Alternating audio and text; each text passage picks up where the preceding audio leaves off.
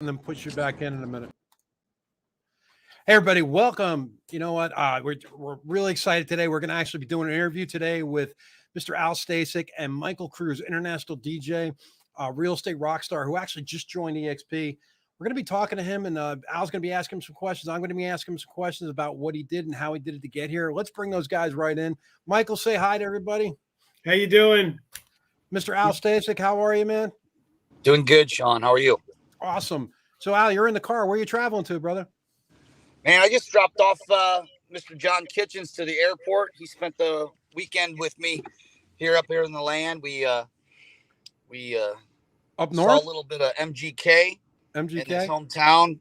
Yeah. Fired up. So we went to the Machine Gun Kelly concert. Then I got him some corned beef and pierogies. He never had corned beef and pierogies, so it was a good experience. And me and Snoop, we just dropped him off at the airport. Snoop, say hi. What's up, Snoop?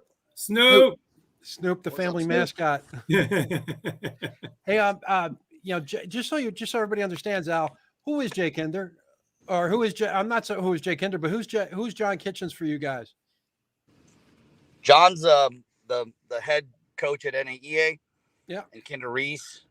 He's been a coach to me since 2013, but I've known him since 2010. When I joined that organization, and now he's one of my best friends. So awesome. John also is the person that does the majority of the coaching for our group in the Honey Badger Nation, and he's just an amazing human being. So he's also an Ironman finisher and Rockstar health guy. He's definitely leading by example, that's for sure. So Al, I want to introduce you to international DJ Michael Cruz, who actually I happened to meet doing a transaction. And I said to him, "My God, you're really a great guy. You're really easy to talk to. Would you consider a different approach to doing business?" And after talking to him for a few minutes, he's like, "If I could work with you guys and work with your assistant and everything," he goes, "I'm more than happy to listen to you." So, Michael, tell us why you ended up with joining our group and joining EXP. Why'd you make the switch? Well, how you doing, Al? Yeah. Well, after you put that gun to my head, no, I'm kidding.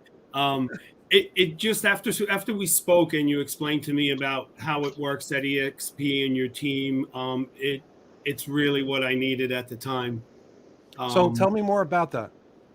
I'm a DJ and a producer and in real estate. I've been a real estate agent since 2017. And I've had a few nice deals, but between both businesses, I couldn't lock it down. I thought I was doing too many things at one time till I met you. Okay. And then I started doing some training, waking up 2 hours earlier and setting my day forward. And I just basically joined last week, but we've been working for a little bit together, right? Almost 2 months. Yeah. And in just that short time, I have done more business with you than I did in a short time at my working before, the way my team worked before, and just my schedule between putting both careers together. So, Al, just so you understand, what we ended up implementing with the team is we took what you taught me on the 10X Real Estate Warrior Nation. And you said, "Hey, here's what we do with new agents in our company, which is get on the phone, talk to how many people. What is the numbers, Al, for the conversions that you talk about at your organization, your team?" Are you talking about the 25-10-4? 25-10-4, right?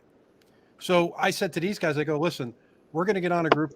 I've been doing it for 10 years. We're going to get on a group Zoom call and actually actively lead generate together as a group." And I said, "Michael, why don't you join us?" And go figure. He got on the phone, and after about a week, he was the first one. He still is. I get on about 7:45. He's at 7:46. He's on there. Okay, what do we do now? Who do we call now? So and Michael, to credit the person that really taught me a lot of that was Al when I first met him probably 10 years ago, Al, 15 years ago. Right? Had I listened to him, the first time, I'd be retired right now. But, I was a little hard-headed. Al, what questions do you have for Michael? Actually, I'm curious. Yeah, man. I mean, no real questions other than we're excited to have you aboard, and if there's anything that we can do to help you grow, that's what we're here to do. We're here to help people. Jay kind of said it best, is that we can't help people who there's really three attributes that we look for: hungry, humble, and smart. And the reason why it's hungry, humble, and smart is that, number one, it's hard to coach someone to be hungry. Of course, we're there to inspire people, but if you're hungry, humble enough to learn, which is what clearly you've been doing with Sean, hopping on those Zooms and making those calls, and you're smart enough to implement what you're learning, we believe anybody can see success. We believe that anyone that has a good coach and mentor in their corner is going to be able to see success faster, and we can help them grow faster and bigger by just following the trainings and the principles that we've been following, and just really copycatting them. And that's all I've ever really done, is I've just tried to model success when I've seen it. So yeah, we're happy to have you on board, and anything that we can do to help you grow, we're here for you. Al, can you talk a little bit about, I was trying to explain to Michael about, Michael, for how many years have you been a DJ? My whole life. Your whole life. And how many countries have you spun records in, or whatever? Let's just say in the past 10 years, I've gone through 3 sets of passports and added pages twice. Okay. So you'd say you probably have a few thousand people following you around as a DJ, right? And then when we were talking about, and Al, you'll appreciate this. At some point I said to him, I go, you're a person of interest. Why wouldn't you? Those people have to live somewhere. Why wouldn't you talk to them about their real estate too? And all of a sudden, like, the bell went off with Michael. I started talking about that. And I mentioned to him about your Rock and Rescue. Can you talk a little bit about how that's changed, what you guys do? And I know it's more from the benefit of it, but explain how that works in your business. Well, a lot of people implement, like an event on an annual basis where it's like a client appreciation thing. This kind of covers a lot of different bases. We're big in trying to give back to our community. We've always been community advocates for the local area of Northeast Ohio. And we started out, for every home that we sold, we donate a portion of our commission to the food bank. And a good friend of mine, Chad Goldwasser, who lives in Austin, which I'm sure you've been to Austin, being that you're in the music business. It's a great music town, as is Cleveland. I borrowed this idea from Chad because he started a concert annually called Rock and Restock. And Rock and Restock was just a concert with, 1 or 2 bands, usually at least 2 bands, and all the proceeds went to the local food bank. The restock was for restocking rock, obviously for rock and roll, and restock was restocking the shelves of the food bank. So it started out as that. We copied that event, and we've been donating to the Cleveland Food Bank. We still do. For every home we sell, it feeds 100 meals to the food, to the people that need it here in Cleveland. But we put a little bit of a different twist on it, and we coined the new concert is Rock and Rescue. And Rock and Rescue is for rescuing women that are being trafficked off the streets here in Cleveland and around the world. So it's just it's a great charity that's in very much need of funding. So we're stoked about it. We've done the Rock and Rescue the last 2 years versus Rock and Rescue or Rock and Restock. And so we have fun. It's an industry event. We have real estate agents and brokers and mortgage people and title people from all the different companies. It's like they're one time per year that everybody can get together where we're not competitors. We're all there to raise money for a great cause, and it's fun, and it's music. So I'm happy to meet you, Michael. Can't wait to listen to some of your stuff. But I think kind of marrying both together. What I'm sure you've done to be successful as a DJ is you grew a community that wants to come and see you spin. And there's no different in growing a community when you're looking to, sell lots of real estate. And so, I think that you have a really great opportunity ahead of you to leverage the community that you've built in the music industry to help then, build your community in the real estate industry. Buy and sell a home. Thank you, Al. I appreciate it. I'm looking so forward. Hey, Michael, what do you think was the biggest record or had the biggest impact on your career? What do you think made the biggest impact on your DJ career? It was a record I did with an artist, Naya Day and Tashina Arnold. Okay. Yeah, it was moving up. Was it just the music, or you think it was the way that it was marketed and sold? It was the collaboration, the marketing. You can't tell a good hit in the studio until it comes out, but once it's out, the audience can tell. I think Al would tell you that Jay Kinder has a saying. He says, "Once you see it, you can't unsee it." And it's so true. It's funny you say collaboration too. I mean, when I first met with Al, he was my mentor, my coach, and then he came to me and he said, "Hey, Sean, we're doing this thing over at EXP where we're actually coaching people on their business, except instead of paying us, you're not going to have to pay us." And I was like, "Really? Is that how that works?" And how long have you been now building at EXP? And how long? 4.5 years. People? 4.5 years. So when I first met you, you called me, and I still remember it clear as a bell. I was in an office in another company, and I said, I just moved. I can't make this change right now. And at that time, they had, I think it was 10,000 agents, if I'm not mistaken, right? I think so. Yep. And since then, how many agents has the model actually attracted into, or how many people we brought into our circle? I think we're north of 72,000 agents worldwide right now. Wow. Somewhere in that category. Last I've heard we're onboarding 1,000 agents a week, roughly. 1,000 agents a week. So it's pretty cool. When I joined 4.5 years ago, the company had a total of 4,000 agents. Now we're bringing that on per month. So it's been a really fun ride. Our vision was never we never believed that we would have almost 10,000 agents just in our organization alone that we get to work with, coach, and train. It's grown beyond what where our mind ever was. So the best advice that I could give you, Michael, or anybody listening to this is, when you link your wagon to our wagon, think bigger, because we didn't think big enough, to be honest with you. We went into this with the goal of adding as much value to the lives of real estate agents as we possibly could, and without having them to get their credit card out to pay us coaching fees. And I think that we've done a pretty good job of delivering on that promise. And the fun thing is that we just keep we continue to find out what is it that our group needs, and then we move forward and try and find the solutions for the problems that they have. And it doesn't feel like work, man. I feel like every day is Christmas, for me, getting to wake up and do what I do. And I'm sure, Michael, you probably feel the same way about, going out and DJing in front of thousands of people. It's just it doesn't feel like work when you're having fun. So, man, we're happy to have you aboard, and anything I can do to help you grow, man, we're here for you. Appreciate it. Thank you, Al. I'm so looking forward. Hey, Michael, how does where you're at now, when you're, I know what it is, but tell us a little bit how your morning routine has changed as you joined us.